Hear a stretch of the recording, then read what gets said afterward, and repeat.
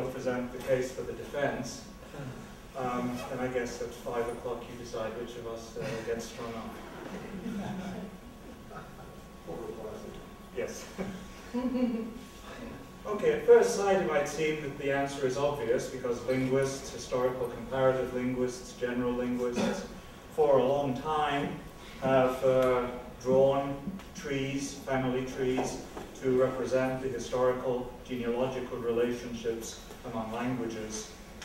Here I've given you a very partial tree. Obviously I've missed out most of the languages, but included at least the major branches of the Indo-European language family. And I'm going to concentrate a little bit in the early part of the presentation on looking at one of these branches, Germanic, so the branch which ultimately contains English. And an important thing to note is, what is the justification for drawing a tree like this, or what is the interpretation of a tree like this? Well, the interpretation is that each of the branches represents a shared innovation. So all of the languages that belong to that branch share a common ancestor, which is separated by a common innovation, a common language change, from the next stage up in the tree. So a branch is defined by at least one common innovation, but usually and preferably by a cluster of common innovations. The more common innovations, the stronger the evidence for that particular branch. And I want to justify very briefly postulating that branch Germanic and also postulating the sub-branch West Germanic to which English belongs. So for Germanic, we can compare the Germanic languages with other Indo-European languages. We find a generalization in general where the other Indo-European languages have a P sound, the Germanic languages have an F. The linguists among you, and probably many of you who are not linguists as well, will recognize this as part of Grimm's law, or the first sound change. So I've given you some examples there. So the English word father, parallel words in other Germanic languages. I've given Gothic, Old Norse, Old High German, with an initial F, so father, father, fadir, fater. Corresponding words in other Indo-European languages, Latin, Ancient Greek, Sanskrit, and Tocharian A, just to give some time to one of the lesser known Indo-European languages. So there you have forms like pater, pater, pita, pacha, so forms with an initial P. And it's not just that this holds for this particular word, it holds across the bulk of the inherited vocabulary. So we can say more generally, not just in this particular word, but more generally, Germanic, and therefore English, F, corresponds regularly to P in the other branches. And I've given you a couple of other words which illustrate the same pattern. What about Germanic? Well, yes, with West Germanic, sorry, that was Germanic. Now what about West Germanic? I mean, what justifies us in grouping together Old English and Old High German as West Germanic languages in contrast to Old Norse, so the ancestor of the Scandinavian languages, which is North Germanic, and Gothic, the only well-attested language from the extinct East Germanic branch? Well, one of the innovations is that where in the other Germanic languages you find a sequence of a consonant followed by a y sound, so followed by a yod, in the West Germanic languages, there you find a double consonant.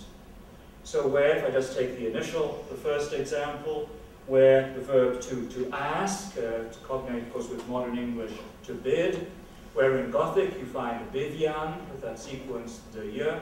In Old Norse, bithya, sequence thea. In Old English, you have biddan, with a double D. And it's very clear from Old English spelling, also from the later development of the word, that that really was a double D there. Similarly, in Old High German, you find bitten with a double consonant, preserved as such in some varieties of German. So the evidence there is very strong. And then I've given a couple of other examples illustrating the same point. In some cases, the word has not survived to modern English, so that word meaning to lift has not actually survived. The other one survived, or sometimes in slightly shifted meanings. So that's the way in which a family tree would work in an ideal world. In that sense, it's very similar to one of the ways in which we can study the genetics of populations. Namely, if we look at so-called non-recombinant DNA, so the kinds of DNA, kinds of genes that do not represent a mixture of maternal and paternal material, but are handed down either just through the maternal line or just through the paternal line. And the two kinds of DNA that are relevant here are mitochondrial DNA passed through the female line. Everyone has mitochondrial DNA, but males do not transmit any of their mitochondrial DNA to the next generation. I have no idea how my mitochondrial DNA feels about that. I'm something worried about it, but that's the way it is. Y chromosomal DNA passes from father to son. So for each of mitochondrial DNA and Y chromosomal DNA, we can draw a tree, just like the family tree. And the branches will represent a shared innovation, or in genetics, of course, that is called a mutation. So we can have a family tree. This is a simplified family tree for the Y chromosome. There's a standard nomenclature, so just as in linguistics we have families, so in genetics you have haplogroups. You can think of that as being the equivalent of a family. One difference, it's universally accepted that all of the human haplogroups for Y chromosomal DNA, also for mitochondrial DNA, each of them can be traced back to a single common ancestor. In linguistics, in historical linguistics, that's of course still a very controversial position. So you can think of this as being the so-called mitochondrial Adam.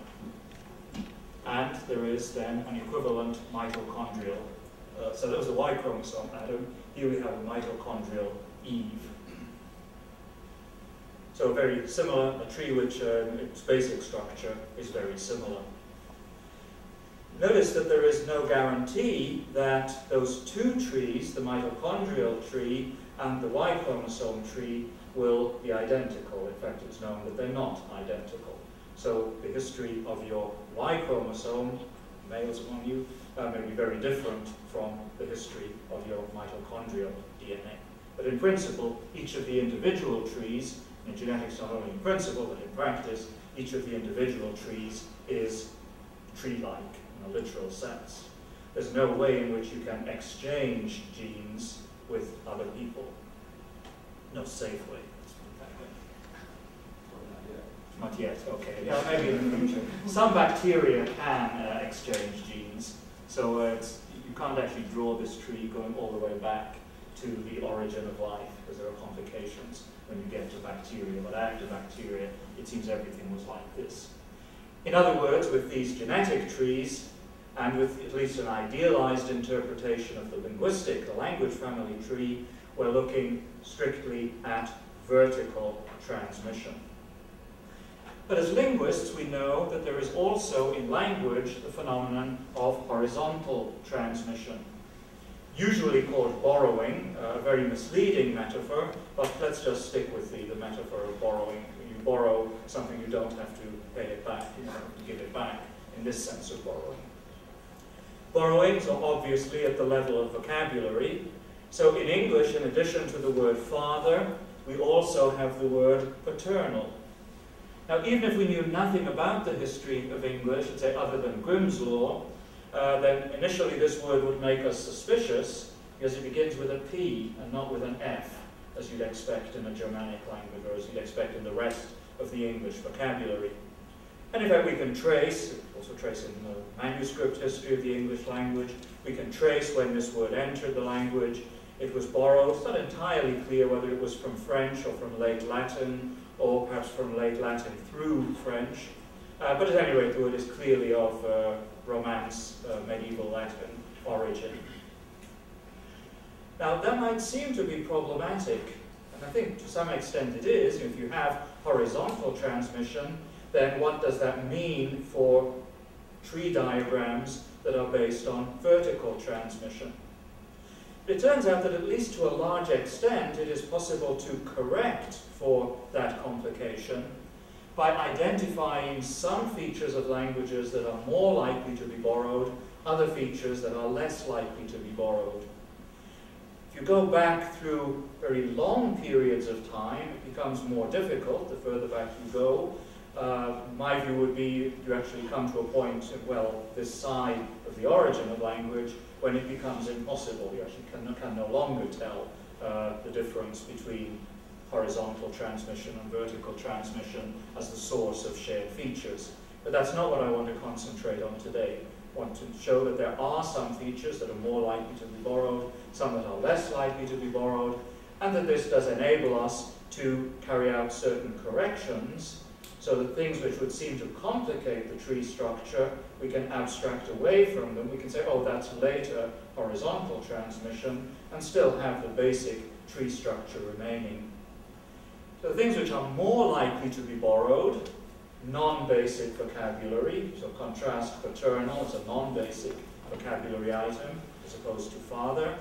So non-basic vocabulary, general structural patterns like word order are very easily borrowed, and I will show an example of that in a moment. Things that are less likely to be borrowed are the basic vocabulary and especially bound morphology, so prefixes and suffixes. I'm not claiming that they cannot be borrowed. I'll give you an example of borrowing in a moment, but those are things which are less likely to be borrowed. What I've done here is I've taken the words from a so-called Swadesh list. That's a list of 100, or in this case 200 concepts, lexical concepts that the American linguist Morris Swadesh felt to be in some sense basic, to constitute basic vocabulary, phenomena that in general are as phenomena universal to the human experience, and therefore in a sense there's no need for a language to borrow these terms from some other language, though it might still do so. In many cases languages do. And what I've done is I've taken that 200 word list, the corresponding English words, and then just looked through the etymologies as they're given in the Oxford English Dictionary. And I asked the question, to what extent are these words inherited from Germanic? They're not actually going back any further than Germanic. It turns out of the 200 words, 168, so clearly the overwhelming majority are of Germanic origin. Actually 168 with 3 of uncertain etymology. If we look at other sources, then borrowed from French or Latin in that list, 13, of which 1 is uncertain. The English verb to dig is probably of French origin, but it's not entirely clear. 12 of Scandinavian origin, of which 4 are uncertain. This is more dubious. And then, perhaps somewhat surprising, 7 words, including some rather common words, big, bird, dog, to kill, to pull. Those are all pretty common words where the Oxford English Dictionary and its experts feel unable even to hazard an etymology. Okay, but at any rate, basic vocabulary, by and large, inherited, at least at the time depth of about 1,000 years, or sorry, about 1,500 years, maybe 2,000 years, which separates English from Proto-Germanic. We see something similar with prefixes and suffixes in English. In Germanic languages, they will usually be suffixes. And I've given you some examples here of forming past tenses of verbs from English, Germanic, and Gothic, so from 3 Germanic languages. The regular ones, you can see you add basically a dental consonant, a t or a d, vowels which by and large have been lost in the history of English, by and large reduced to a schwa in the history of German, but still recognizably the same formation. You add a d, you add a dental, and that gives you the past tense. There are some irregular verbs like sing, past tense sang, but that is also common across the Germanic languages. So in German and in Gothic, we find exactly that same pattern of alternating vowels, sing, sang. But nonetheless, English has borrowed some suffixes, especially in its, or almost exclusively in very learned registers, but at least in registers which use words like crisis, criterion, curriculum, and use more conservative ways of forming the plurals of those, then you have plural forms which are borrowed either from Greek or from Latin. Sometimes they're actually a Roman's interpretation of a Greek plural. So you get forms like crisis, crises, criterion, criteria, curriculum, curricula. Of course, some speakers are more innovative. Many of my students have a singular criteria and a plural thereof, criterias. But I still take a red pen to that.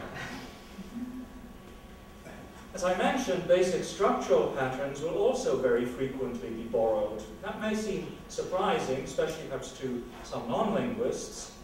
At our institute in Leipzig, we had a project, came to an end a couple of years ago as our main project, actually looking at the geographic distribution of typological variants, of general structural properties of languages.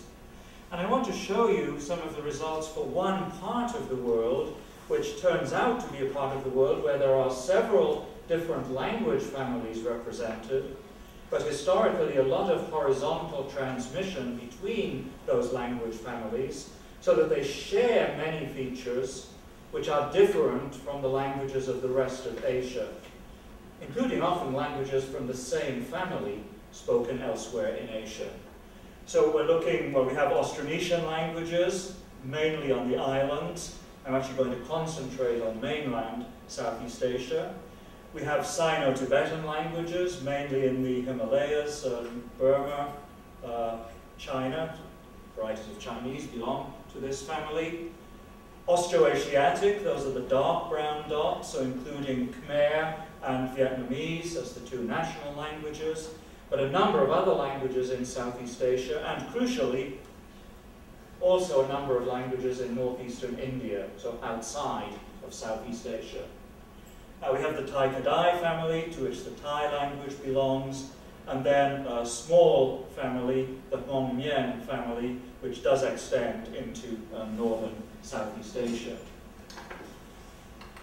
What we find with a number of structural properties is there is a value which is shared by all the languages of Southeast Asia, irrespective of which family they belong to, is distinct from the majority value in Asia, and is also distinct from the value shown by genealogically related languages, like the Austroasiatic languages spoken in northeastern India, for instance. So here you have a map showing a basic word order in the clause, whether the object follows the verb, as in English and French, and most Southeast Asian languages, or whether the object precedes the verb, as in most of the languages of Asia. And you see a very clear clustering of the red dots in and around Southeast Asia, blue dots with very few red interspersed in the rest of Asia. If we look at the order of genitive and noun, whether you say John's book or the book of John, you see a similar picture. Notice the actual boundaries are different. So in this map, in a sense, Southeast Asia is a smaller area. So it's not that there's some wall around Southeast Asia, which means that people can only communicate with each other and not with the outside. Here the boundary is different for different features, but still, Southeast Asia prefers the Book of John, the rest of Asia, John's book. English, of course, has both constructions, so comes out as no dominant order. And the third and last feature that I want to show you for Southeast Asia, languages having complex tone systems, so where you have 3 or more tone oppositions in Mandarin Chinese, where you have ma, meaning mother, ma, meaning hemp, ma, meaning horse, ma, meaning to criticize. So complex systems like that, relatively rare in the world, really only 2 large areas where they're common. Southeast Asia is one of them, Equatorial Africa is the other. Very different from the rest of Asia, where you have either no tonal oppositions or just simple systems contrasting 2 tones. Now, all of the things I've mentioned so far could be regarded as, if you like, extras that are superimposed on a family tree. Whereas the languages I've been talking about so far, and the historical processes I've been talking about so far, I've never hesitated about saying, for instance, that English is a Germanic language, or it is a West Germanic language. Languages of Southeast Asia, I would not hesitate in saying that Thai is a Thai-Kadai language. Khmer and Vietnamese are Austroasiatic languages. Because of later changes, it can sometimes be harder to tell that. It was really only in the mid-20th century that it was firmly established that Vietnamese, for instance, is an Austroasiatic language. But in principle, those features that I've been looking at are features that can be peeled away from the basic, as later accretions, and you can then see a family tree, pure form behind that. But what I want to suggest is that there are some other kinds of phenomena, some of which may be relatively rare in the history of human language, but others actually quite common, which pose more serious problems for the family tree model. One is the existence of so-called mixed languages, whereby a mixed language, I mean a language where if you take even its basic vocabulary together with its basic grammar, including its inflectional morphology, its prefixes and suffixes, if it has any. So if you look at those, then there are substantial parts which come from at least two, it's usually two, in principle could be more, but at least two different sources. Sometimes you get rather clear distinctions, like maybe the basic vocabulary from one source, the basic grammar from some other source, as in at least a large number of Creole languages, as Claire Lefebvre has worked on that problem. The example I've chosen is one which combines different sources in a rather different way. So this is Michif, so spoken in, I think most speakers now in North Dakota, and also some on the Canadian side as well. So a language which apparently arose in families where the mother would be a speaker of a Cree language, the father a French speaker, probably fur trappers originally. A new community grew up which did not identify either with French-speaking or Cree-speaking communities, felt itself a distinct community, developed a distinct language which combines elements of French and Cree. The way it combines them is basically verbs, both the actual lexical item and the prefixes and suffixes that you attach to verbs are of Cree origin, and the basic clause structure is of Cree origin. However, the noun phrases and also the nouns as lexical items are basically of French origin, in a couple of exceptions in either direction, but that's the general pattern. So you get an example like the one on the screen, so Kiwanistau, Visual, Suliku. And I suppose if you're a native speaker of French, you'll understand the last part, and maybe even recognize which variety of French it's from. If you're a native speaker of Cree who doesn't know French, the first part will be fine, but the other part will be completely unintelligible unless you happen to know both languages. Okay, so what we have here is really a different kind of historical origin. It would be very hard, I would argue actually impossible, to fit Michif into a single family tree of languages. Its different parts belong to different family trees. In a sense, in the way in which Y chromosomal DNA and mitochondrial DNA belong to different trees. I would emphasize that both the Cree and the French parts of Michif are both productive. Okay, so you bring in new words, you can make up new combinations. It's maybe obvious even from what you see on the screen, from the complex morphology of that Cree form. So it has lots of Cree characteristics, like the verb has to index the grammatical person and number, and also the animacy of both the subject and the object. So that's very Cree, a very Algonquian phenomenon. But in the noun phrases, you also have French-style gender marked. And that French-style gender is productive, so if you learn a new word in Michif, a new noun, you have to learn its gender, And not only the definite article, but just as in French, also the indefinite article, and at least some adjectives, in which if it's fewer adjectives than in standard French, but at least some adjectives also have to agree in gender. Now, mixed languages would then be a serious problem for any pure family tree approach.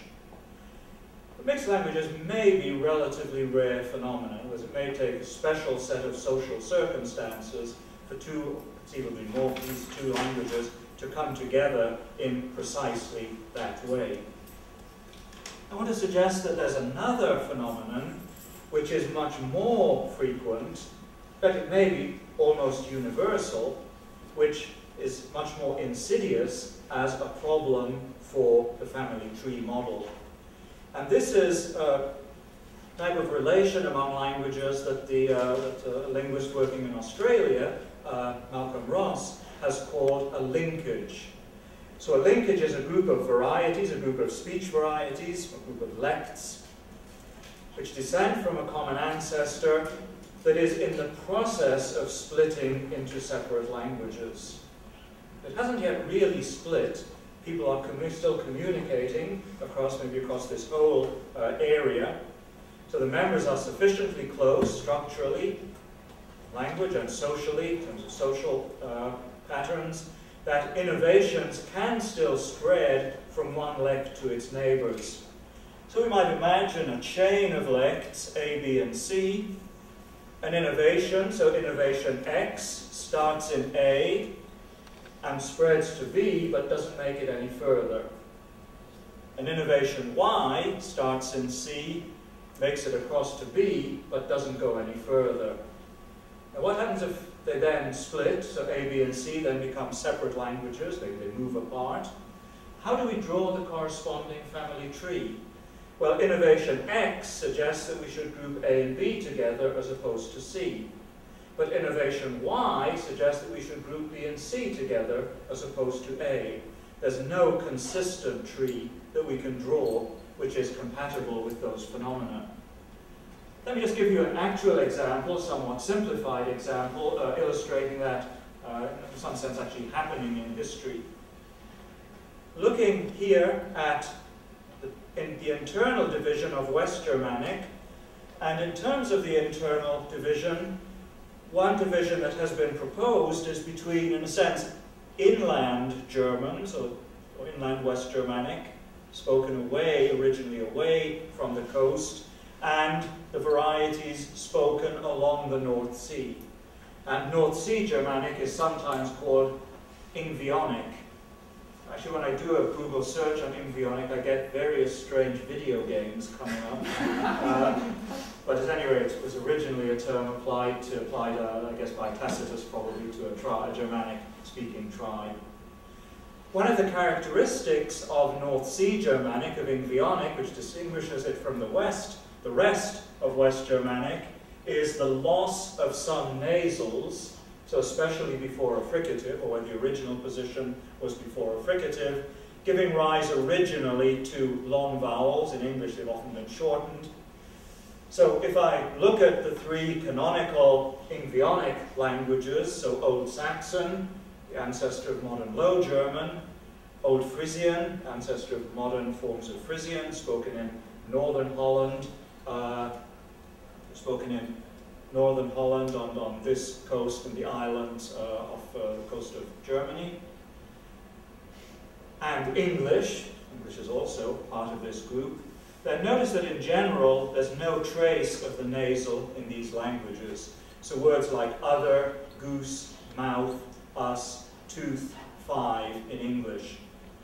By contrast, in German, also compare with Gothic to get another comparison within Germanic, German consistently has the N there, so ander, ganz, mund, uns, zahn, fünf. In general, Dutch goes along with German. That may seem surprising, since we might think of Dutch as being a coastal language. I mean, Amsterdam is, it used to be even closer to the coast before they got rid of a lot of the sea. But in fact, Dutch arose more in this area, so the Brabant area, now divided between Holland, between the Netherlands and Belgium. So Dutch is basically actually an inland German language. But nonetheless, some Ingvaeonic forms were adopted into Dutch. So from the very oldest Dutch, and virtually across all dialects of Dutch, you find as the word for 5, vijf, without the expected N. Conversely, in Low German, which from the time of the earliest texts was under strong influence from High German, from the ancestor of modern Standard German, you find even in the earliest texts occasional exceptions, like this word for tooth. There's no attestation in Old Saxon of a word like tooth or tooth. You only find tant. So you have forms which are coming in from both directions, so Ingvaeonic forms coming in, inland German forms coming in, and you end up with these mixed varieties, historically speaking, like Dutch and Old Saxon. And in this particular case, the innovations are going in both directions. Actually given another example here from my own history, my own linguistic history. When I first drew this part of the handout of the slide, I had, I think, northern and southern dialects, and it occurred to me that people might wonder whether I meant northern California or northern Germany or whatever. No, I grew up in England. I grew up in the north of England, and I therefore grew up with pronunciations like book, kook, rook, that's a crow-like bird, also a chess piece, and suit, so the remains of burning stuff, so one of the remains of burning stuff. For those words, I have at various times in my life, as I've moved to other parts of the English-speaking world, changed the pronunciation. So I now say book, cook, rook, and soot. I have very rarely occasion to say rook and soot, but if I do say them, then that's the pronunciation I would use now. Now, I think it's sort of interesting to ask what happens psychologically to me and to many other people who have made similar changes, similar accommodations over their individual linguistic histories. A traditional historical linguist might say, well, you borrowed those words from Standard English. But no, I didn't borrow. I mean, I knew the word book before. I didn't borrow the word book. I just changed my pronunciation of that word. And I suspect maybe at some point speakers of Low German, they didn't borrow the word hunt from High German. They just changed their pronunciation of the word to accommodate it to a more prestige variety. An example from the later evolution or evolution of my linguistic history, until I joined the Institute in Leipzig, I had always pronounced the word evolution. And probably didn't use it as a part of my spoken vocabulary all that often. But now I'm in an institute for evolutionary anthropology, and most of the other native speakers of English say evolution, so I've shifted. Probably not consistently, but at least most of the time now I think I say evolution. So I think it's important to bear in mind that those are, in a sense, not really loan words. Yes, something was borrowed, the pronunciation, but it makes it much harder to decide what is inherited and what is borrowed. The word book I inherited from my parents, from my mother. My father's Jamaican, it's a different story. So that I inherited from my mother. The pronunciation book is something which I glued on in life. And in fact, an alternative model of the history of the Germanic languages would be this model here, a wave model. But in a sense, you can think of each of these circles as being an innovation which started somewhere and spread to fill the area, the shape, which is shown by that particular line. Gothic is fairly isolated here, so that branch, the East Germanic branch, stands up rather well in this diagram, but that may be largely accidental. Gothic is the only East Germanic language of which we have any substantial attestation. If we knew more, it might well have been more complicated. The North Germanic languages come out reasonably closely, Norwegian and Swedish very closely, Danish a little bit more different, Icelandic again a little bit more different. But West Germanic sort of looks a bit messy. There's no obvious tree structure there. And arguably what happened in West Germanic was you actually had these innovations spreading in different directions, overlapping with one another, cross-cutting with one another. I want to look briefly at one last case to show how complications can arise. And this time I'm going to look at complications arising not in the linguistics. There is a complication in linguistics, but it's rather easy to unravel, but rather in the genetics. That might seem strange. As I said, you can't change your genes. You can't borrow somebody else's genes the way you can borrow their vocabulary. Of course, that's true in genetics if we're thinking at the level of the individual. So, as an individual, my genetic makeup is determined by my parents, their parents, and so on, all the way back.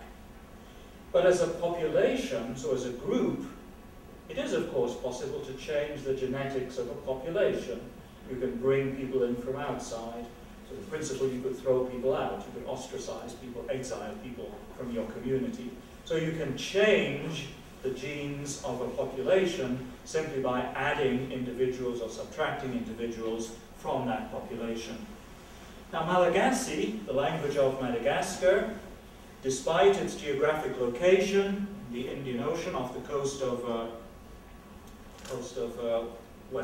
East Africa, is clearly, very clearly, an Austronesian language. In fact, it's even more clearly a Barito language. So it comes from, it's closely related to a group of languages spoken in southern Borneo.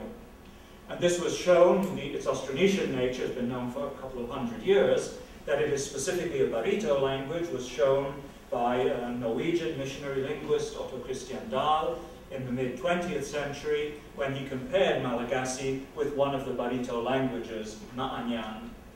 So you can see here I have some basic vocabulary, also a prefix, it's not just words. See, the words are, for the most part, almost identical, even identical, allowing for differences in spelling conventions.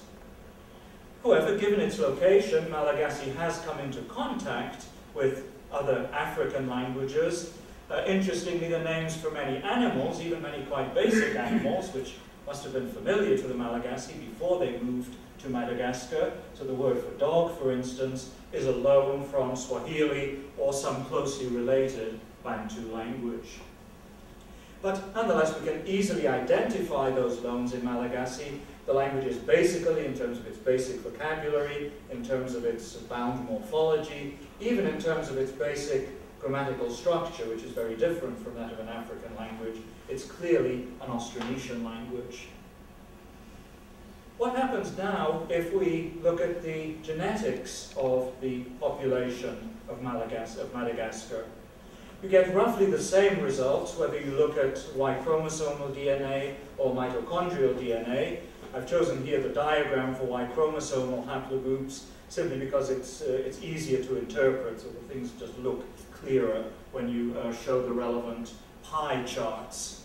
Now, each of these pie charts, what the different colors represent, each color is a different haplogroup. So you can think of each color as being the equivalent in genetics of a language family, so it's kind of a gene family.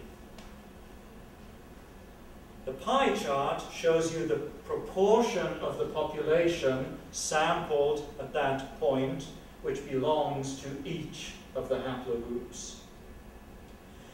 And it turns out that comparing populations in East Africa and in insular Southeast Asia is very easy because if you look at the indigenous populations of those areas, there's no overlap in haplogroups. The haplogroups that are represented in East Africa, East African populations, are completely in complementary distribution, which those that are represented in, these are actually various Austronesian-speaking, or traditionally Austronesian-speaking groups. When we look at Madagascar, of course, no individual has changed haplogroup, but when we look at the combination, the population of Madagascar, we find a mixture, almost a 50-50 mixture. So this is looking at the male, so sampling the male population of Madagascar, roughly half are from haplogroups that are well represented in insular Southeast Asia, in fact particularly well represented in the area where the other Barito languages are spoken. The other half, haplogroups that are well represented in Africa. So in terms of individual genetic history, it's tree-like. If we look at the Y chromosomal DNA, if we look at the mitochondrial DNA, but in terms of the population as a whole, we can have lots of horizontal transmission. You can even end up with a population like the Malagasy, where the population as a whole is not even closely assignable to a single point in the tree. Population divides almost equally between two radically separated branches of the tree. Now, what I've tried to do in my presentation is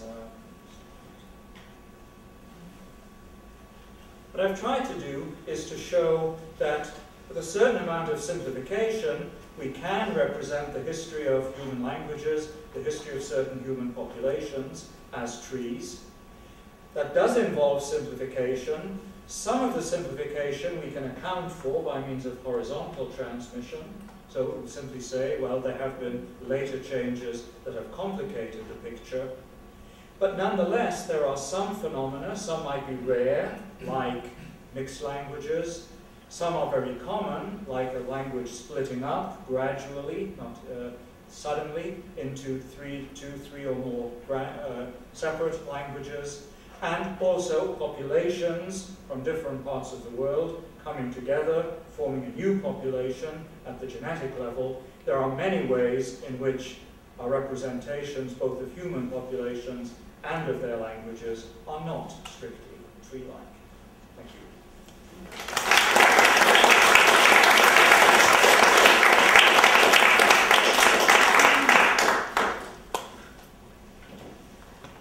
Thank you, Professor Comrie. Thank you for your precision. You were right on time.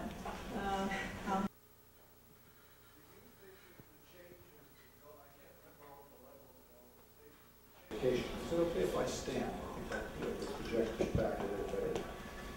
I want to begin by saying that I'm trained as a biologist and an anthropologist. I'm not a linguist, and so it's going to be hard for me to converse in this debate on exactly the same terminology as Bernard, but you'll see we have a number of definite overlapping interests and some interesting questions in which we differ.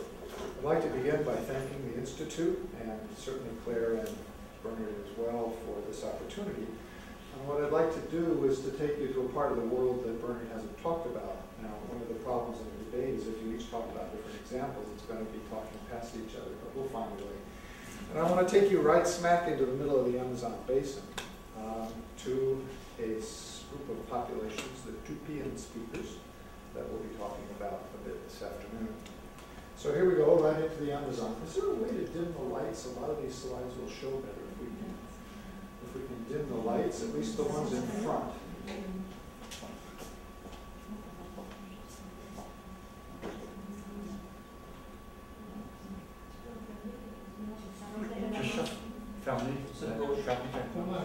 That's good. That's perfect.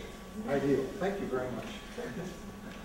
So I'm going to take you right down into the rainforest where the trees are mighty and majestic. As you can see, some of them are 160 and 180 feet high.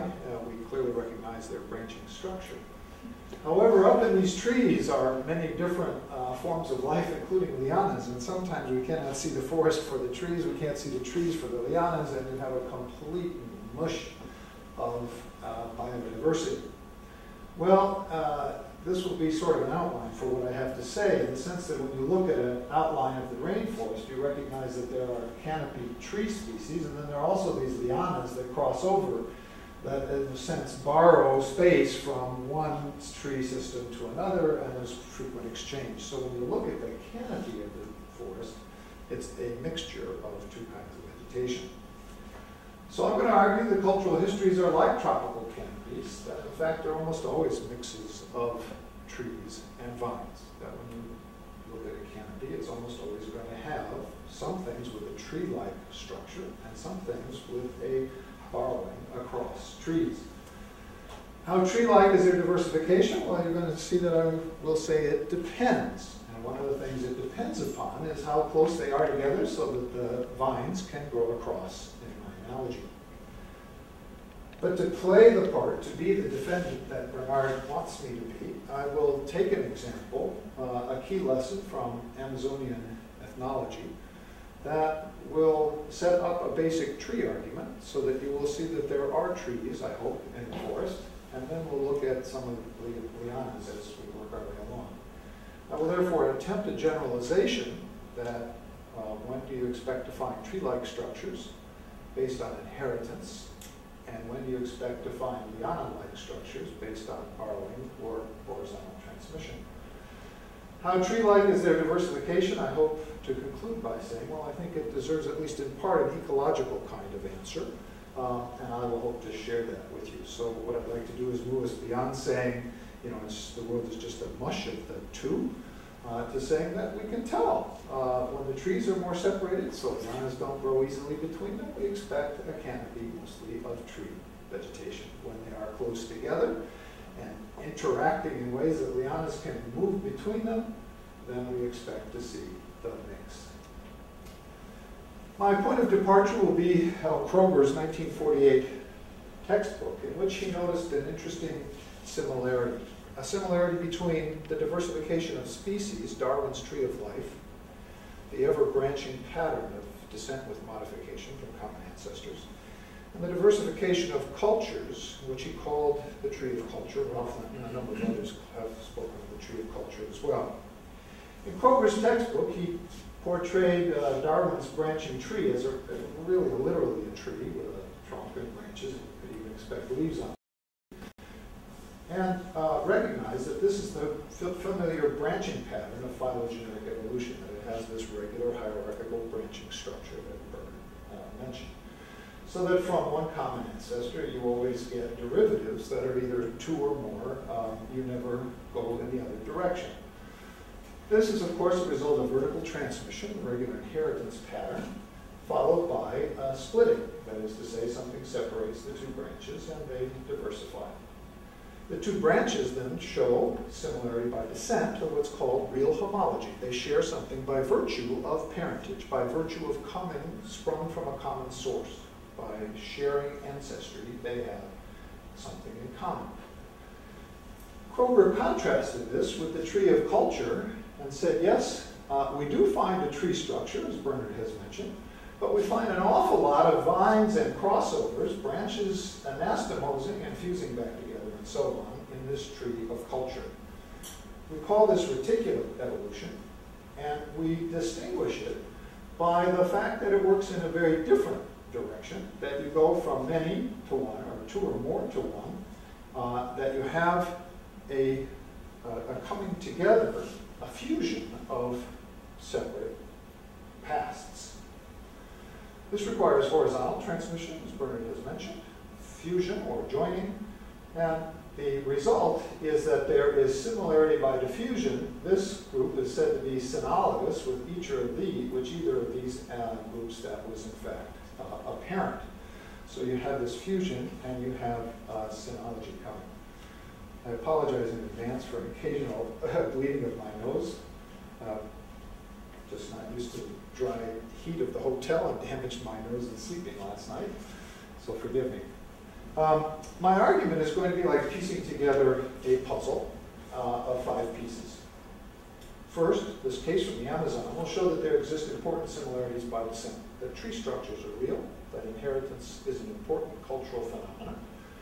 Similarities by descent among the cultural systems of human populations and their languages. I'm going to argue that phylogenetic evolution of the real tree of life sort can be very important in cultural histories, yet ethnologists rarely study it or teach it. If you go to the average anthropology department and you go to a sample of universities, you'll find that the word homology is rarely taught.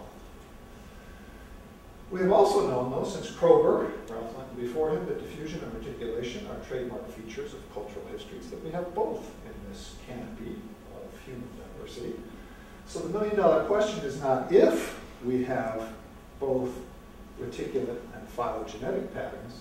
It's when do we find one and when do we find the other. Under what conditions and what circumstances do we have more of the phylogenetic branching pattern, repeated branching, descent from a common ancestor with homology, versus when do we have fusion, things coming together, and synology, a similarity by virtue of a borrowing or common descent. For purposes of debate, my model will be that relative isolation is the key. The more isolation between groups, the more phylogenetic or tree-like their history, or the more components will be shared by descent, not diffusion. And conversely, the closer you get, the less isolated, more interactive, the more components you're likely to find by diffusion. So it's a kind of a simple argument. So to start with, let's do the tree first. We're going to do headhunters' heritage. We're going to look at headhunters of the Amazon to derive some lessons about culture, language, and phylogeny from deep in the Amazon. In fact, we're going to go right to the geographic heart of the Amazon forest, just south of the Tapajos River, here, just south of the main Amazon, to the land of the Munduruku. I use the Munduruku example because it's historically the one that I first came upon when I was sort of agnostic about whether cultures have tree patterns or mixture patterns or what have you. And this case so compelled me of the importance of tree-like patterns of descent and of cultural homology, I wanted to share it so that you have an example to think about. So the Munduruku are Tupi-speaking peoples. We'll be back to talk more generally about Tupi speakers, but let me just say that they're hunter-horticulturalists. So they do garden, they do have manioc and plantains and so on. And that they live in villages today, mostly here southeast, this is the Tapajos, mostly south and east of the Tapajos River. They are well known in anthropology and ethnology in particular through the writings of the late Robert and Yolanda Murphy. Robert's book, Headhunters' Heritage, and their joint Women of the Forest is widely used even today in courses on ethnography. Based on the Murphy's field work in the 1950s, people say, well, why are you depending so heavily on their own work? I've in fact been to the Munduruku and Tupian-speaking areas, but I actually think it's best to work from their observations rather than my own so that you can't accuse me of a kind of a bias in all of this. So what do we know about the Munduruku? Well, here are the words that the Murphys introduced them. In the Amazon Valley, a region where ferociousness was the mode, the Munduruku Indians enjoyed a reputation for unalloyed, untempered savagery until the turn of the century, that's 1900. Their war parties ranged outward almost every year, striking indiscriminately at tribes anywhere within a radius of 500 miles, burning villages, kidnapping children, and taking the heads of adults as trophies of their exploits. They did not indulge in cannibalism, as did so many of their neighbors. Well, something to be happy about, I guess. But the terror they inspired was so great that they themselves were seldom preyed upon, and even their homeland on the upper Tapajos River south of the Amazon was rarely attacked, and though they no longer go to war, their reputation still protects them from the hostile tribes of the region. So you get this untempered, unallayed savagery. Let's talk a little bit about the conduct of the warfare, just to give you the background. It's mostly a male occupation. It's the center of ceremonial life. Foreign tribes were attacked because they were enemies by definition. Just an insistence that anyone could be attacked as long as they were not Munduruku. And the word for enemy meant merely any group that was not of their group. The principal goal of war, however, the aboriginal rationale, as the Murphys called it, was the taking of these wonderful trophy heads. I'm sure many of you have seen them in museums. There's one in the Museum of Man in San Diego. Organized on a village level, raiding parties formed when young men said to the chief, please take us to hunt the Parawa. An interesting use of words there. They thought of it as hunting the enemy. After a long and surreptitious trek, raiding parties would conduct a carefully orchestrated surprise attack, always at dawn, always when the other village might be sleeping. Adult males and females were killed and decapitated. Prepubescent children of both sexes were captured by the attackers. Well, it's a gruesome scene. Here's a woodcut. You can see that we're also attacking another Tupian population of headhunters because here are the skulls on top. Here's the shaman blowing a trance over the village. We've surrounded it. We're shooting arrows, setting the houses on fire. There's general mayhem. You move in with knives, swords, and your bow and arrow, and you try to capture trophy heads, and capture prepubescent children. A central object of the raid was the taking of these beautiful trophy heads. On return, they're prepared in a very strict way, removing the brains, boiling them, drying near the bonfire, but bringing them back most definitely to home base. What is the meaning of all of this, you might say? Well, first, it's clearly closely in Munduruku thought linked to religious beliefs, especially to supernatural spirit protectors of game. They see themselves as these trophies, as exerting a powerful charm over the spirit protectors, who then increase the supply of game to Munduruku hunters. So you use this trophy head as a charming thing, and it increases the game supply, so they say. This, quote, magical power, as reported by the Murphys, contributed to the prestige and the symbolic significance of the trophy takers. They became very important because they had this ability to increase the game supply, having collected these trophy heads. In fact, the most important status in a Munduruku village was that of the taker of the trophy head, referred to as the Dajirosi. The Dajirosi was the highest status that one could have, and literally, to translate it, the title, said the Murphys, means mother of the peccary. An allusion to the Munduruku view of other tribes as being equivalent to game animals. The mother part of the term, said the Murphys, is derived from the trophy head's power to attract game and cause their numerical increase. So, to have this trophy, then, is to have this fertilizing maternal power to increase the spirit protector and to cause the numerical increase to cause their fertility. The headhunter was so titled because of his obvious fertility-promoting function. Paradoxically, for such a seemingly masculine status, this is a Dajirosi, for such a seemingly magical masculine status, he symbolically filled a female role, increasing the fertility of animals of the forest. Questions about this case, wow, there are many of them, and you'll see how this stream of argument led me onward. Why so much unprovoked warfare? Why were all foreigners enemies? Why headhunting as opposed to many other ways in which people have conducted aggression and warfare? And why this whole mother of the peccary symbolism? Murphys, of course, had their own explanation. It was Lawrencean buildup of latent aggression. It needed to be released outward. There were so many frustrations in village life in these small villages. There had to be some release. Because of the kinship system, in which matrolocality was common, brothers were distributed to different villages. To release your latent aggression against another Munduruku village would be to pit kin against kin and destroy the kinship fabric of society. So the result was to attack any other village on the outside to release your latent aggression. That's a nice explanation, but it says nothing about the mother of the peccary symbolism, why headhunting was involved, and so on. It fails to provide answers. Well, my argument, cut right to the chase, I'm not here to talk so much about this argument except to one of the interesting places where it led. I argue that the beliefs and practices of the Munduruku evolved culturally under conditions of resource competition. The game was scarce. And driving away the competition increased the supply of game, that the heads literally represented scaring competitors or directly reducing their numbers. And the result was a rebound in the game supply because fewer people were taking the game on which you depended.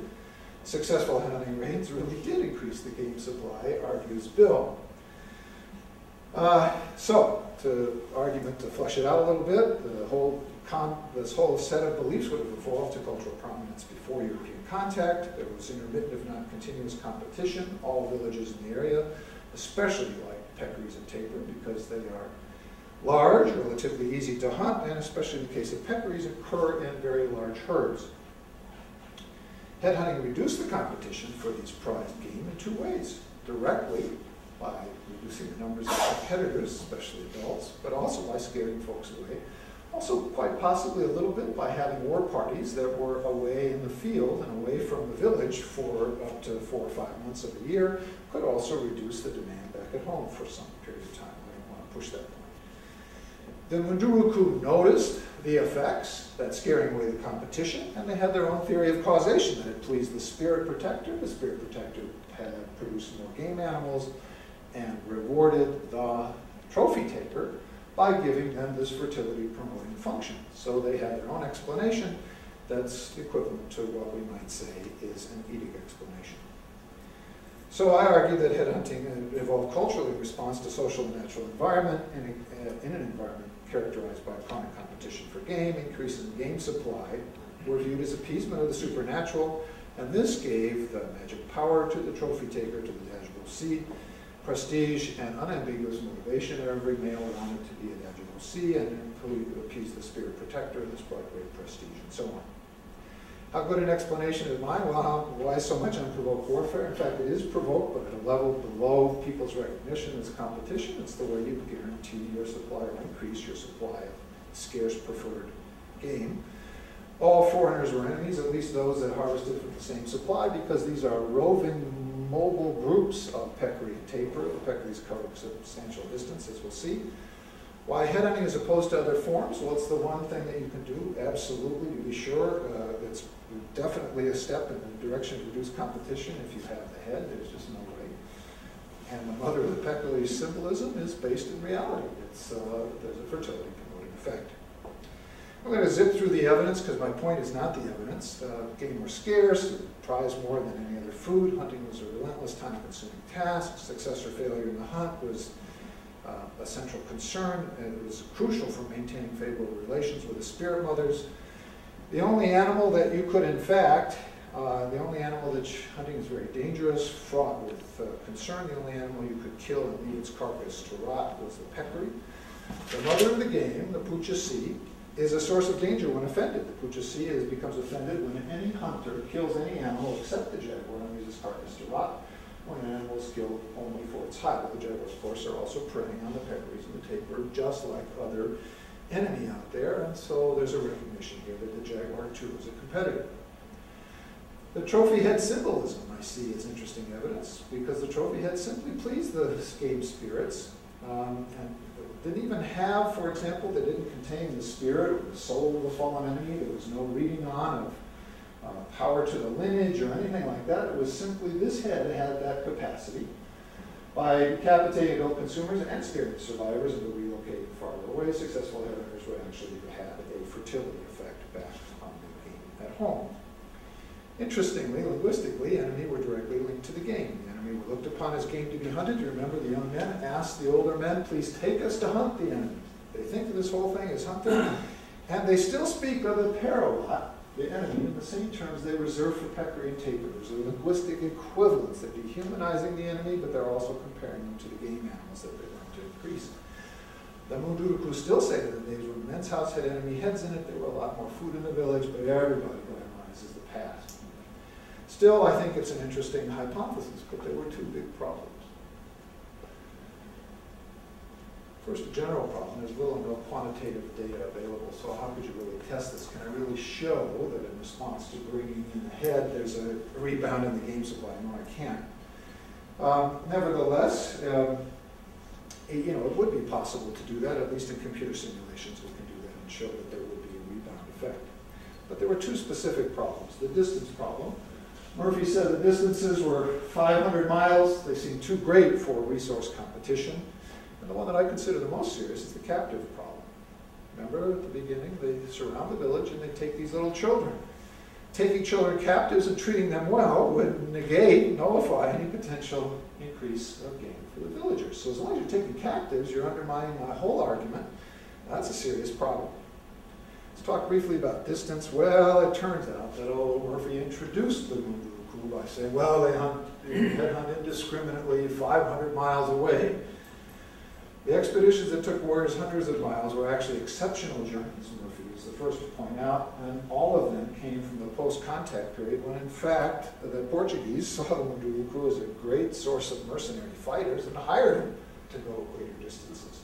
There's no known case of a raid farther in that kind of distance before the Portuguese mercenary period. Indeed, before 1770, the Munduruku were unknown just to the north. Also on distance, telemetry studies have now shown that white-lipped peccary, which is the preferred game, can easily go 10 to 20 kilometers a day as a crow flies, generally in herds of 200 or more animals, so great distances, 50 miles, 50 kilometers, 100 kilometers is just not that great a thing when you have roving prey of this magnitude. So the real problem to me seemed to be captives, the taking of these kids. And Murphy said, well, this is a means of recruitment, strengthening the group, lowering inbreeding, for example, spouse capture, bringing in mates from the outside, maybe keep a sex ratio balance. But no matter what they were doing for these other things, this would still challenge the competition hypothesis because they would be eating the food, eating the game that supposedly the Munduruku gained in this manner. Now you could say, well, maybe the trade-off, it was worth it. But I saw the captives as a challenge to my argument. Collected for whatever reason, kidnapping the children, rearing and treating them well would surely nullify the potential game increases, at least in part. Especially if the number of captives increased the number of fallen warriors, you'd end up with a village that was larger than when you started. Are there data on numbers of captives? Well, there are no data on the numbers of captives. There's almost no data. We know that almost every Munduruku village had captives. But to test this hypothesis, there was just not enough on the Munduruku. So I wondered, what could be learned about captives from other Tupian cases? This is the question that got me in trouble. Can I answer my concern? I've answered the concern about distance to my own satisfaction, at least. But what about these captives? Could I learn from other Tupian examples? Well, the Tupian language stock, really, it's a superfamily, is widely dispersed all around the Amazon and coastal South America. It forms almost a complete circle here, plus a branch going back up to Peru. The adjoining Arawaka, Jay, and Panoan families are all shown in blue and purple, and you can see they're all over the area. What's interesting is that the Arawaka, Jay, and Panoan show none of the headhunting that we're about to talk about. There are at least 54, according to Darion Rodriguez, at least 54 extant Tupian stock languages distributed among these different families, including the Munduruku family, but also a lot of Tupi-Guarani that you've all heard about linguistically. So there's a great number of Tupian languages widely dispersed. We had this interesting comparative study by Al Matro in 1944 who said, oh my goodness, look, that if you look across all these different Tupian speakers, a lot of them take trophy heads. Now, could this be, most of them take trophy heads, 10 of 17, 60% roughly. 60% take trophy heads, and there's a lot of question marks, and we don't even know whether the question marks mean it is missing or just no information. So those that didn't take trophy heads weren't, in fact, not for sure. Of course, we're back to the question. There's two ways headhunting and captive taking might spread. They might spread as a process of phylogenetic diversification, sprung from an ancestral Tupian source, differentiating as they went, carrying the tradition along. Or, so we might have shared by descent, or we might have shared by diffusion. The idea of headhunting is such a great idea, it diffused ahead, and other people adopted it. So headhunting and captive taking might have had both of these origins. You can see now that the captives have led us back to our question. Human populations and their languages, how tree-like is their diversification? Are the Tupi characteristically, do they have headhunting and captive taking? And if they do, is it because it diffused or because it is shared by descent? Well, this was interesting to me, and this was a problem that seemed to be worthy of some theoretical development. Because we knew that among Tupian speakers, in some cases, the Yuki and Silvio knows, studied by Alan Stearman, sometimes actually formed tidy phylogenies, tidy trees. We also knew that in other environments, so this is in the Amazon rainforest, we also know in other places, my good friend John Moore, some of you may know John, at the University of Florida, focused on the Cheyenne and said, look, there's nothing tree-like about Cheyenne culture or about the Cheyenne people. The group we call the Northern and Southern Cheyenne, the Cheyenne themselves were just Cheyenne for a while. And when they were Cheyenne, they were a mixture of San Peoples, Utao, Eaters, Tsitsitas. There were all kinds of people, there were all kinds of branches coming in and going out, and sometimes these groups were simply temporary assemblages out there on the Great Plains. Reticulate in their cultural history. So when do you get one and when do you get the other? And can we say more than, oh, sometimes you have good trees and sometimes you have good vines, and you can't tell. When and what circumstances do we expect fission and inheritance, and when do we expect fusion and borrowing? Are there generalizations we can make about the process of diversification? Well, at this point I was inspired by Darwin and the evolution in my background, because Darwin said that isolation is the key to a tree-like structure. If you go back and read Darwin, it was a key insight for him, this idea that isolation would be needed for the branches of the tree to separate. I don't have time to go into the process of his recognition, but it was clearly a very important part. Darwin said isolation is required for the branching phylogenetic process of evolution. So Bill's model, I was sitting thinking, well, yeah, isolation in this cultural domain is going to be important too. As we said, the distance between the trees has a lot to do with whether the lianas conform. And there's two forms of isolation, aren't there? There's a kind of an ecogeographical isolation that is inherent in one's environment. The Great Plains of the Cheyenne are less eco-geographically separating than the Amazon, with its many big tributaries, its dense vegetation, almost no way to get around except by boat in some parts of the dense tropical forest vegetation. But there is also sociocultural isolation. If you're a headhunting society whose tradition is to be the meanest, baddest people in a world of untempered, unalloyed savagery, as the Murphys put it in the beginning, you're scaring everybody away. If they can possibly recognize where you're coming from, they will flee and move away, so that there is not just the geography and the terrain of the place, but there's also the fear and the keeping separation. Well, my thought was that when you have, certainly in Darwin's view, when you have high ecogeographic isolation, you would tend to have a phylogenetic pattern. The reason you would have that is because there's little opportunity for diffusion to occur if you're really widely separated by natural ecogeographical barriers. But the same can be said about having headhunting as part of your tradition. And so you could even argue that a group like the Munduruku, living in a rainforest with big rivers and dense forest, and being headhunters, are going to be ideal because they're going to have both forms of isolation. They're going to be ideal for phylogenetic. Reticulate, where things are just commonly doing the Krober thing, anastomosis all over the place, John Moore's Great Plains, reticulate, when there is low geographic separation out there in the Great Plains, and when there is, you need your marriage partner from another village, or when there are either social inducements to contact and to breaking down isolation, or at least no social excuse for isolation, which headhunting is a very good example of. And then in between, I'm going to put this thing I'm going to call item diffusion, when you're not really reticulate, so that things are just growing together all the time, and you're not really separated, so things are descending with modification. You've got some diffusion branching across. This will be this intermediate zone. Now, I've done it as circles, but you can understand it's some kind of a bizarre shape in here that we don't really know much about. This is just to make it simple. So the 2PK stands out. You're probably now saying, aha, he picked his example because it's going to show us really good phylogenetics because it's got high geographical separation and high sociocultural. Well, you go back to the question, is this pattern that Alma Troll first identified of common trophy taking, is this diffusion or descent? I asked the question, might headhunting constitute bona fide cultural homology? Might this be an example of shared characteristic by descent?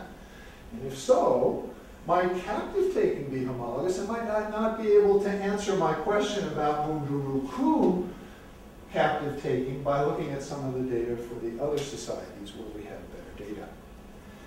Well, the tree model had already been proposed for the descent from a common ancestor of the Tupi stock.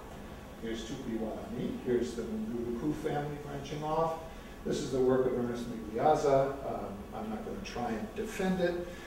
It just was out there in the literature, and it occurred to me, wow, there may be some possibility here that at some point in the descent of this tree, headhunting was a shared innovation, and that as it branched, this shared innovation spread throughout the Amazon, particularly if it was effective at driving away competitors, guaranteeing a food supply, and scaring people away, so it opened up more homeland. This could be a very effective way of colonizing the Amazon. Well, we know from the spread of polychrome pottery and other work by archaeologists that, in fact, the Tupian speakers had a homeland, as I said, right in the heart of the Amazon, that they spread from that up and down the river. They actually spread out here along the coast, back up rivers until they had almost a complete circle, and indeed back up this river as they spread in time. So that today we see this distribution of Tupian populations, a wide ring of populations. There are many missing in here, but this is the ones present in the ethnographic record about which we have ethnographic description. And you can see the branch going back up to Peru, the Kokama, and the Marawa. Turn then to comparative ethnography. What could I figure out about the captives from looking at the others in this family that have been proposed as a good example then of a cultural homology? Was it homologous? And here's what I found. That most features of Munduruku warfare are common throughout the Tupian style. The form of attack, the type of weapons. They all have a very similar head axe, and the axe actually has words that we construct back to Proto-Tupi. They take trophy heads in almost all cases where we have positive, and we have no case of a missing trophy head where there's much discussion of warfare at all. Prestige and status of the trophy takers, in all cases they have similar prestige given to them. They must undergo a renaming ceremony, and a seclusion, in fact, as part of the Munduruku ritual, is also common to all of the others. And the captive taking of young prepubescent children and their subsequent good treatment is also part of this general pattern. Importantly, none of this stuff, not any of it, occurs among Arawakan, Jay, and Panoan groups living in the same environment, side by side, nearby the Tupian speakers. This began to look like it was not likely to be a case of diffusion, but you could say, well, maybe the diffusion could only occur because they had to understand each other to communicate some of this stuff, but it also begins to look like this pattern is one of shared descent. So if you look against the pattern of where are the Tupian speakers, if you look at the distribution of trophy takers, you find that there are only a few exceptions that aren't reported today of taking trophies, and again, that's often because the information on their warfare is just completely missing. So the first conclusion is that there exists a particular Tupian pattern of warfare characterized by numerous local variations on the same basic theme, that they all do this headhunting, they all reward the trophy taker, they all have a name for it, a common axe that's used for it, and it seems to be a common Tupian pattern. But a problem appears. The problem is that many of the Tupians are reported of being cannibals. Here is a human corpse being cut up and eaten over here on the side. And you'll remember right at the very beginning, so here comes the Portuguese explorers to South America, and here you can see the Tupinamba as they're supposedly celebrating their ritual cannibalism. Bill Ahrens got onto this and said, oh, the Tupinamba, everybody keeps reporting this story of the Tupinamba cannibalism. There's been no direct ethnographic observation of that. It's the man-eating myth. It's the story we all tell about the other people. That's the inversion of our own moral standard. It's the nastiest thing you can say. People are always doing this about one another. Well, I accepted that. You can go back and look at early publications. I accepted that, and I actually said, agreed with Murphy's that I didn't think that cannibalism had ever been a part of the Munduruku tradition. Certainly they denied it. But the comparative ethnography began to raise into question. When you added it all up across all the different 54 groups that we had, 40.7% of the ones for which there was any information at all were cannibals. Well, that raised an important question. And a lot of the ones for which we had no information. That raised the question of what was the geographic distribution. You plot that on the same map and you begin to say, whoa, now this, just like these stood out as exceptions to captive taking, making you wonder whether they did, we just lacked the information.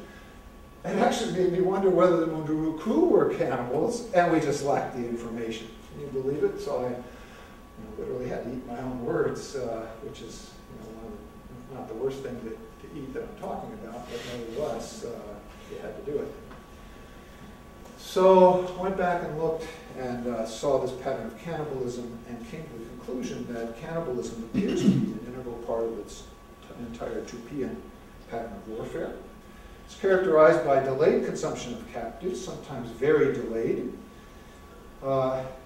This particularly mentioned is the cooking and eating of the tissue of trophy heads, but also other body parts. And you say, well, why would this ever be an issue in the Amazon? Remember, there are no domesticated animals. The linguistic device of dehumanizing and comparing enemy with game is a dehumanizing device that's part of this complex of allowing people to eat one another. And I believe that what's happening here is we had almost a domestication going on, not of other animals, but of human beings within European villages. So the grim conclusion, although I saw captive taking initially as a challenge to my hypothesis, it kind of boomeranged back to hit me in the back of the head, having published that who couldn't have been cannibals and so on. I had to take seriously the idea that could the Munduruku, so convinced now of the branching tree pattern, so convinced that we have here a case of cultural homology, the real test had to be, well, you got to take your own medicine bill and find out are the Munduruku cannibals, despite what the Murphys had said, and I was completely persuaded about. Well, there were these reports. Chandless in 1862, an engineer out in the middle of the Amazon.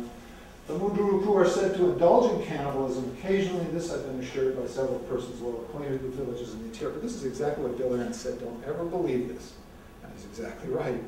Because everybody will say the people in the next village over are cannibals. It's to tell you how bad they are and why you wouldn't possibly want to explore over that way. That's what they'll tell you. So I never got very far until one day I was preparing to go and spend some time in the Munduruku area. One of the best grammar books and texts for practicing your Munduruku is from Chrysostomos Stromer, a Jesuit missionary who worked in the area in the 20s and published this book in 1932. Yeah, you've probably already figured it out. In the back of this book, there's a recipe for how to prepare a human being and cook them and eat the head. Part of the recipe is just simply you cook the head in a large pot, you eat from the head, thereafter you take the teeth and brains out, the head which is in spirit and head which is held near a fire to dry. That's how it is. This is not a Munduruku woodcut. This is a woodcut by Hans Staden again over here, who's watching this happen among the Tupinamba, but the very same practice of taking and eating from the head was common among Munduruku. Stromer goes on to say, look, the Munduruku used to be headhunters and cannibals. The young people were often told this by their elders as part of the tradition. They used to eat the heads of enemies, and he's summarizing what he concluded from years of living there and provides their recipe. So what I conclude then, yeah, that's how it is. This was a case of cultural homology. These are the Dageoisi surrounding a woman who's been left as a widow of her husband killed in a headhunting raid. Part of the pledge here is that they will provide her with game. And also, have to say, provide her with the flesh of human captives taken in these raids. So what you've got from this case then, I hope, is a case from the Amazon that shows that there exist important similarities by descent, even when I doubted it, even when I thought, no, there was no way. That I was led on this quest to compare with other people speaking in the same language family, and that led me to ask, could it possibly be that there was cannibalism, and finding confirming evidence? I conclude that phylogenetic evolution can be very important in cultural histories. And it's a mistake for us not to study and to teach it. This is a real case of cultural homology. We've had culture areas, we've had Indo-European mythologies, we've had all kinds of things, but we don't talk about it as homologous, and we don't study it adequately as this is my lesson for anthropology. At the same time, we've known for a long time, since Cobra and Linton, diffusion and reticulation are also trademark features. So again, the question is not if, but when. When do we find reticulation? When do we find all this borrowing? When do we find the mixed languages that Bernard talks about? When do we find the linkage situation occurring? And when do we find a branching tree pattern in language and in cultural phenomena? So again, for purposes of today, my model is that relative isolation is the key. The more isolation between groups, the more phylogenetic or tree-like, or the more components will be shared by descent, not diffusion. They can turn it all around. The less isolation between groups, the more reticulate the tree, or the more components shared by diffusion, not descent. Of course, in a world where isolation is diminishing, where means of transportation are increasing, especially since the age of exploration, there's less and less isolation, and therefore we expect to see a lot more things being shared and I'm using a device that's doing a lot to break down the isolation among human communities. So again, the model I would propose is that the world is not a simple matter of when are they tree-like and when not. It's like, well, we expect both forms. Tree-like may emerge as an interesting exception to the rule, a particularly extreme form where you get like the Tupian case of both phylogenetic expectations from ecogeographical isolation and sociocultural isolation. It may actually be a more extreme case. And this kind of reticulate blending into item diffusion, especially as means of communication and breaking down isolation, we may expect to see more of these. Finally, one last thing to mention is that cultural systems are made up of layers of complexity. There's the individual various cultural traits in this particular cartoon. There are trait complexes that make up patterns, that make up configurations, and that finally make up this shared enterprise, a shared system that people like to think of as a whole cultural system. You know, what's clear is that distance will be relative and needs to be studied relative to the level at which we're talking. And some of the things at the higher levels will need to be much closer and much more interactive than some of the things at the lower levels, which are easily transported, at least. So we need to add another dimension to this model that I'm talking about. Cultural systems have many parts. Some are much more mobile than others. Isolation will affect them differently, and so I realize that there's a problem. Just putting it on two axes, we need another axis, which is the mobility of the cultural part we're talking about. So finally, human populations and their languages, how tree-like is their diversification? I guess what I've said is it depends. Thank you very kindly.